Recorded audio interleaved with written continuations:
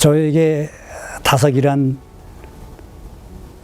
인생과 우주의 길잡이라고 생각을 합니다.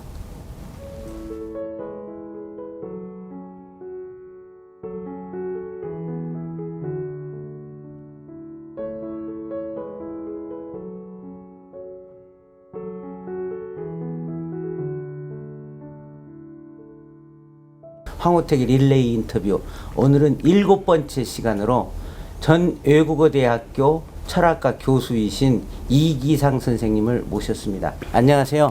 예, 안녕하세요. 독일에서 하이데거를 연구하시고 돌아오셔서 한국에서 다섯 유영모의 사상과 접하게 된 계기가 궁금한데요. 예, 제가 하이데거를 한 10년을 공부를 했습니다. 하이데거 철학에서 마지막이 뭐냐 하면은 오직 신만이 우리를 구원할 수 있다라고 하는 주제를 던집니다. 그게 무슨 얘기인가 하고 그 인터뷰 기사를 전부 읽고 조사를 해봤습니다. 그랬더니 하이데거는 기독교의 신, 이것이 잘못된 신관이다 이거죠. 그래서 신적인 것에 대해서 우리는 새롭게 탐구해야 된다. 신적인 것이 무엇인지, 성스러움이 무엇인지, 거룩함이 무엇인지, 그래서 신에 대한 연구를 다시 해야 된다라고 하는 그런 주제였습니다. 귀국해서 저는 제 관심사가 그거였습니다. 과연 한국에서 살아온 사람으로서 이 시대의 철학적인 주제를 어떻게 소화시키고 어떻게 우리 것으로 만들고, 그래서 우리가 가지고 있는 사상적인 넓이, 폭, 깊이, 그것을 세상에 알릴 수 있을까라고 하는 것이었습니다. 그래서 저는 하이데거를 통해서 철학의 방법론을 배운 겁니다. 80년대 후반에 그 하이델베르크 대학의 독일인이 박사과정 학생으로서 박사학위 주제를 정했는데 그 주제가 뭐냐? 놀랍게도 민중신학자 안병무였습니다. 예. 유럽을 다 뒤집어 놓고 봐도 유럽 현지 사람이 동아시아, 더군다나 한국의 어떤 학자, 어떤 사상가, 어떤 종교인을 박사학위 주제로 했다는 이야기는 들어본 적이 없습니다. 그래서 제가 안병무라는 사람이 어떤 사람인지 안병무를 공부하기로 했습니다. 그 다음에 안병무를 통해서 함석헌 선생님이 스승이라는 걸 알고 함석헌 선생님을 공부했습니다. 그 다음에 함석헌 선생님이 뭔가 제가 보기엔 저는 형이상학적인 주제를 좋아하는데 형이상학적인 것으로서는 좀 부족해요. 그래서 그런 얘기를 같이 우리 사상연구소 연구원들하고 같이 얘기를 했더니 그러면 한번 함석헌 선생님의 스승인 다섯 유영모 선생님에 대해서 공부해보라고.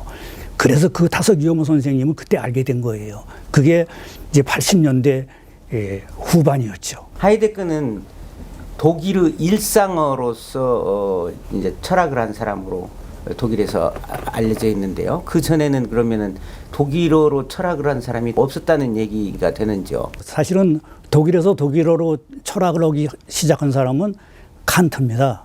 칸트가 독일인 최초로 독일어로 논문을 썼는데 그 논문이 뭐냐? 여러분들도 잘 아시는 순수 이성 비판이에요. 그런데 칸트도 많은 개념을 라틴어에서 독일어로 옮겨오면서 사유를 했어요. 그래서 이 라틴어 체계에 많은 것이 같이 묻어 있죠. 그런데 이제 하이데거는 바로 그런 라틴어식 독일 개념이 아닌 독일어 일상언어를 가지고 철학을 한 거예요. 예를 들어서 게어르페나이트, 하이데거가 즐겨 쓰는 용어 중에 하나예요. 그러니까 어디에 어떤 상황에 내던져져 있다라고 하는 거예요. 근데 그거를 저 이전의 사람들은 뭐라고 번역했냐면 피투성 이렇게 번역을 했어요. 그럼 피투성이라고 썼을 때 여러분들 그걸 알아들어요? 그렇지만 하이데거가 게어르페나이트라고 썼을 때는 독일어 일반 사람들 다 알아듣는 거예요. 일상 언어를 철학용으로 만든 거예요. 그런데 바로 제가 한국에 와서 한국적인 상황, 한국적인 일상 언어 이걸 가지고 철학을 해야 된다라는 것을 느꼈는데 그걸 하는 사람들이 아무도 없었던 거예요. 이제 다섯 유영모 선생님을 보면서 다섯 유영모 선생님이 그 다섯 일지에 써낸 시가 한 3,000수가 되는데 그중에 1,300수는 한문으로 된 시고 그 다음에 1,700수가 바로 한글로 된 시예요. 그 한글로 된 시에서 바로 우리말 사랑, 우리의 심층 문법 그것을 가지고 시를 쓴 것을 읽어볼 수가 있었던 거예요. 그래서 저는 다섯 선생님의 그런 시를 읽으면서 다섯 선생님을 통해서 우리말로 철학하는 것을 이어갈 수 있겠구나라고 해서 저는 이제 우리말로 철학하기라고 하는 운동을 벌립니다. 요즘 신학계의 화두가 생태신학인데요. 요즘 얘기하는 생태신학과 다석이 말하는 그 생명사상이 어떻게 연결되는지에 대해서 좀 말씀해 주시기 바랍니다. 다석 선생님의 이제 위대함을 제가 깨달은 것 중에 하나가 이제 생명이라는 이제 화두입니다. 이제 그거를 느꼈어요. 독일에서 이제 10년을 공부하면서 독일에서 하는 이 모든 연구들이 이성 중심적으로 가다 보니까 그 마지막으로 온 게 기술과 과학인 거예요. 이런 이성 중심적 사고에서 자연이 뭐가 되느냐? 자연이 인간의 에너지 저장 창고가 되는 거예요. 자연에 대해서 인간은 기술과학적으로 접근을 해서 파괴해 버리는 거잖아요. 환경을 생각해야 된다라고 해가지고 20세기 후반에 환경학이라는 것이 등장을 합니다. 환경학. 그 다음에 환경학은 이거 자체가 인간 중심적이다 이거죠. 환경이라는 개념 자체가 인간의 환경이다라고 얘기하는 거예요. 그래서 서양에서도 이걸 깨닫고 그 다음에 환경학에서 어디로 가느냐? 생태학으로 가요. 그 다음에 생태학도 모자란다 이거예요. 부족하다 이거예요. 더 근원적으로 물음을 던져야 된다. 그게 뭐냐? 생명이란 무엇인가라고 물음을 던져야 돼요. 다석 선생님이 이미 1918년 청춘이라는 잡지에 글을 쓰는데 산다는 것은 때와 곳을 옮기면서 곧 내 생명을 변증하면서 일을 하는 것이니 나와 남과 물건 세 편이 연결하는 가운데 생명이 소통하면서 진리를 나타내며 광명이 따른다 라고 했어요. 1918년. 그러니까 서양에서는 아직 생명에 대한 중요성이 나오지 않았을 때 다석 선생님은 이미 생명에 대한 이야기를 하기 시작을 한 거예요.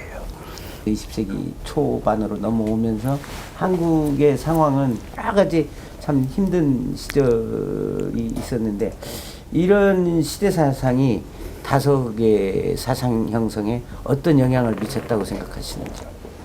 철학은 이제 시대 정신을 개념으로 잡는다라고는 유명한 말이 있습니다. 각 시대마다 독특한 시대 정신이 있다라고 하는 거죠. 플라톤, 아리스토텔레스가 살던 그 시대 아테네, 그리스가 아주 위험한 시기였어요. 위기의 시대였어요.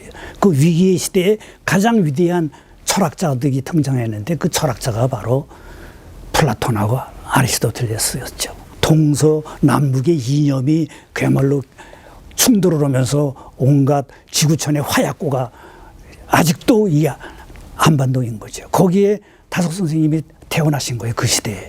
다석 선생님은 그냥 단순히 그 시대 정신으로 끝나는 사람이 아니에요. 다석 선생님은 미래적인 해안이 있었던 거예요. 이 현실의 문제점이 뭔지 그 문제점을 파고들어 가지고 이 문제점을 근본적으로 해결하기 위해서는 뭐를 해야 되나. 그러니까 서양 철학식으로 얘기한다면 형이상학적인 물음을 던진 것이죠. 거기에 다석 선생님의 위대함이 있다고 봅니다. 신을, 하나님을 인간의 욕망에서 해방시켜야 한다 이런 말을 하셨던데 이건 무슨 의미입니까? 니체의 유명한 말이 이제 신은 죽었다라고 하는 말이죠. 농담삼아 하는 얘기가 있잖아요. 유럽 사람들은 교회에 3번 간다. 태어나서 자기도 모르게 세례받으러, 그 다음에 결혼하러, 그 다음에 또 죽어서 자기도 모르게 장례 치르러, 이게 3번 간다. 그런 식으로 인간이 우상화한, 인간이 자기가 보고 싶은, 믿고 싶은 신으로 만들어낸 그 신은 이제 더 이상 없다. 니체는 그렇게 얘기를 했어요. 하느님은 교회 안에 있지 않다라고.